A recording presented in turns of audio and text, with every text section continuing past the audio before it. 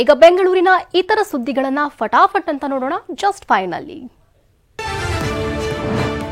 GST ಅಧಿಕಾರಿಗಳಿಂದ ಸುಲಿಗೆ ಪ್ರಕರಣ ಸಂಬಂಧ ಸಿಸಿಬಿ ಅಧಿಕಾರಿಗಳಿಂದ 4 ವಿಚಾರಣೆ ಚುರುಕುಗೊಂಡಿದೆ.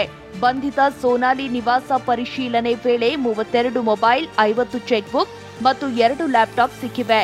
ಇಷ್ಟೊಂದು ಮೊಬೈಲ್ ಮತ್ತು ಚೆಕ್ ಬುಕ್ ಯಾರಿಗೆ ಸೇರಿದ್ದು ಅನ್ನೋ ಬಗ್ಗೆ ಸಿಸಿಬಿ ತನಿಖೆ ನಡೆಸುತ್ತಿದೆ.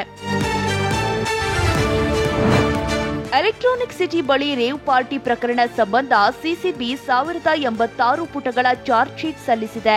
ನಟಿ ಹೇಮಾ ಸೇರಿ 79 ಮಂದಿ ಡ್ರಗ್ಸ್ ಸೇವನೆ ಮಾಡಿರೋದು ದೃಢಪಟ್ಟಿದ್ದು, ಪಾರ್ಟಿ ಆಯೋಜನೆಗೆ 10 ಲಕ್ಷ ಖರ್ಚು ಮಾಡಿದ್ದು ಬಯಲಾಗಿದೆ. 82 ಮಂದಿಯನ್ನ ಸಾಕ್ಷಿದಾರರಾಗಿ ಪರಿಗಣಿಸಲಾಗಿದೆ. ಎಚ್ಎಸ್ಆರ್ಪಿ ನಂಬರ್ ಪ್ಲೇಟ್ ಅಳವಡಿಸಲು ಕೇವಲ 4 ದಿನಗಳು ಮಾತ್ರ ಬಾಕಿ ಉಳಿದಿವೆ. ಸೋಮವಾರದಿಂದ ಎಚ್ಎಸ್ಆರ್ಪಿ ನಂಬರ್ ಪ್ಲೇಟ್ ಇಲ್ಲದ ವಾಹನಗಳಿಗೆ ದಂಡ ಹಾಕಲು ಖಾಕಿ ತಯಾರಿ ನಡೆಸಿದೆ.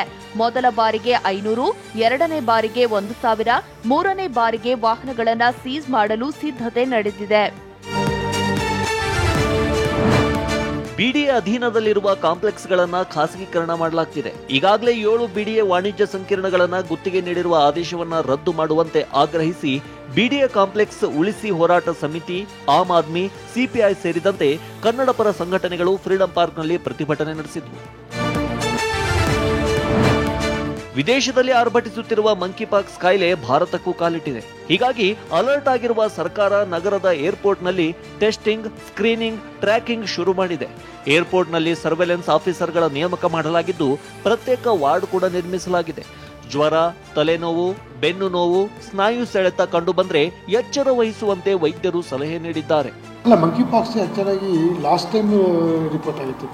ಅವಾಗಲೇ ಅವರೊಂದು ಗೈಡ್ಲೈನ್ಸ್ ಇದೆಲ್ಲ ಮಾಡಿಬಿಟ್ಟಿದ್ರು ಇದ್ರದ್ದು. ಬಟ್ ಈ ವರ್ಷ ಯಾವುದು ಇಲ್ಲಿ ಬಂದಿಲ್ಲ. ಸ್ಕ್ರೀನಿಂಗ್ ಅಂದರೆ ನಾವು ಮಾಡೋದು. ಸ್ಕ್ರೀನಿಂಗ್ ಅವ್ರು ಯಾವಾಗ ಮಾಡಬೇಕಾಗತ್ತೆ ಅಂತಂದರೆ, ಈಗ ಹೊರಗಡೆಯಿಂದ ಟ್ರಾವೆಲರ್ಸ್ ಬರ್ತಾರೆ. ಟ್ರಾವೆಲರ್ಸು ಬಂದಾಗ ಈಗ ಹೊರಗಡೆ ಬೇರೆ ಕಂಟ್ರಿಯಿಂದ ಅಲ್ಲಿ ಮೇಯ್ನ್ ಸರ್ವೆಲೆನ್ಸ್ ಸ್ಕ್ರೀನಿಂಗು ಅದು ಮಾಡುವಂಥ ಅವಶ್ಯಕತೆ ಇರುತ್ತೆ. ಇಲ್ಲಿ ಯಾವ್ದಾರ 1 ಅಥವಾ 2 ಕೇಸ್ಗಳೇನಾದ್ರು ರಿಪೋರ್ಟ್ ಆದಾಗ, ಆವಾಗ ಜ್ವರ ಅಂತ ಏನಾರು ಬಂದಾಗ ಅಥವಾ ಈ ಸಣ್ಣ ಸಣ್ಣ ರ್ಯಾಷಸ್ಸು ಗುಳ್ಳೆ ಈ ರೀತಿ ಇದು ಬಂದಾಗ, ಆವಾಗ ನಾವು ಆ ಗೈಡ್ಲೈನ್ಸ್ ಏನಿರುತ್ತೆ ಅದನ್ನು ಫಾಲೋ ಮಾಡಬೇಕಾಗುತ್ತೆ.